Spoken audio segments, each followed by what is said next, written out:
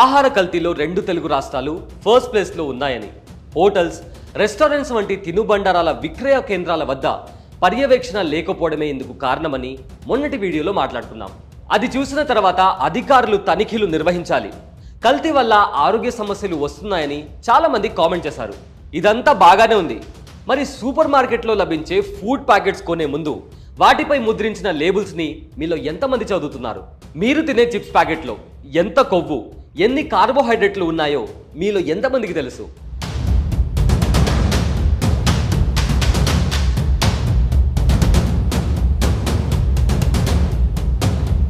Food safety and standard authority of India 2011 మార్గదర్శకాల ప్రకారం దేశంలో విక్రయించే ప్రతి ఫుడ్ ప్యాకెట్పై దానికి సంబంధించిన పూర్తి పోషకాహార సమాచారం ముద్రించాలి. ఇది వాటిని కొనాలా లేదా అనేది నిర్ణయించుకోవడంలో వినియోగదారులకు ఉపయోగపడుతోంది. ముందుగా క్యాలరీలు చూడాలి. క్యాలరీలు తక్కువగా, షుగర్ ఎక్కువగా ఉంటే అది జంక్ ఫుడ్ కిందకు లెక్క. ఇక ప్యాకెట్ పైన ట్రాన్స్ ఫ్యాట్, హైడ్రోజనేటెడ్ అనే పదాలు ఉన్నాయో లేదో చెక్ చేసుకోవాలి. ఈ పదాలు ఉంటే ఆ ఆహారంలో ఉన్నవి మంచి ఫ్యాట్స్ కాదని అర్థం. ఇక ఎన్రిచ్ అని ఉంటే ఆ పదార్థంలోని పోషకాల్లో కొన్ని మార్పులు చేశారని అర్థం. పదార్థాలను ఎక్కువ కాలం నిల్వ చేయడానికి ఇలా చేస్తుంటారు. ఇలాంటి వాటి విషయంలో కాస్త జాగ్రత్త అవసరం. షుగర్ ఫ్రీ అని ఉంటే ఆ ఉత్పత్తిలో పంచదారకు బదులుగా ఆర్టిఫిషియల్ స్వీట్నర్స్, ఫ్లేవరింగ్ ఏజెంట్లను వాడారని అర్థం. అన్ని ఫుడ్ ప్యాకెట్స్ పై అందులో ఏ పదార్థాలు ఉపయోగించరు అనేది కూడా ఉంటుంది. కానీ ఇదంతా ఇంగ్లీష్ లేదా హిందీలో ఉంటుంది. మన దేశంలో ఈ భాషలో రాసిన సమాచారాన్ని చదవగలిగిన జనాభా తక్కువ. దాంతో ప్యాకెట్ పై ముద్రించిన సమాచారం అర్థం కాక చాలా మంది దాన్ని చదవటమే మానేశారు.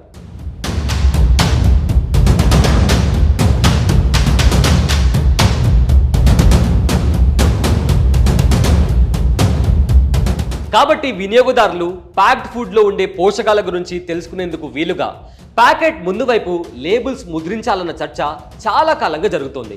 ప్రపంచ ఆరోగ్య సంస్థ ప్రకారం ప్యాకెట్ ముందు భాగంలో లేబుల్ ముద్రించాలి. అది బొమ్మలు లేదా గ్రాఫిక్స్ రూపంలో వినియోగదారుడికి స్పష్టంగా కనిపించేలా, సులువుగా అర్థమయ్యేలా ఉండాలి. ప్యాకెట్ వెనుక ముద్రించే సమాచారంతో సరిపోలే విధంగా ముందు వైపు సూచనలు కనిపించాలి. ఇప్పుడున్న నిబంధనలను క్రమబద్ధీకరించేలా ఫుడ్ ప్యాకెట్ పై కొత్త లేబులింగ్ సిస్టమ్ను FSSAI 2014లో ప్రతిపాదించింది. అయితే ప్యాక్డ్ ఫుడ్ పరిశ్రమ దీనికి సుముఖంగా లేదు. ఇక 2022 సెప్టెంబర్లో FSSAI front of pack labelling అనే ముసాయిదాను సమర్పించింది. ఈ ముసాయిదాలో ఇండియన్ న్యూట్రిషన్ రేటింగ్ మోడల్ను ప్రవేశపెట్టాలని ప్రతిపాదించింది. దీని ప్రకారం 5 స్టార్ నుంచి ½ స్టార్ వరకు రేటింగ్స్ ఉంటాయి. ఒకవేళ 5 స్టార్ రేటింగ్ వస్తే అది ఆరోగ్యకరమైనది, లేదా సగం స్టార్ రేటింగ్ వస్తే ఆరోగ్యకరమైనది కాదని అర్థం. అహ్మదాబాద్లోని ఇండియన్ ఇన్స్టిట్యూట్ ఆఫ్ మేనేజ్మెంట్ నిర్వహించిన ఓ అధ్యయనం ఆధారంగా ఈ ముసాయిదాను రూపొందించారు. ఈ ముసాయిదాను ప్రభుత్వానికి సమర్పించే ముందు FSSAI ప్రజాభిప్రాయం కూడా తెలుసుకోవాలనుకుంది. అందుకోసం 2022 నవంబర్లో ఈ డ్రాఫ్ట్ను ప్రజల ముందుకు అందుబాటులో ఉంచారు. అయితే దీనిపై విస్తృత చర్చ కూడా జరిగింది. ప్రజారోగ్య నిపుణుల నుంచి పెద్ద ఎత్తున విమర్శలు కూడా వచ్చాయి. ప్రజలను చైతన్యపరిచేలా ఇండియన్ న్యూట్రిషన్ రేటింగ్ వ్యవస్థకు సవరణలు చేయాలని సూచించారు.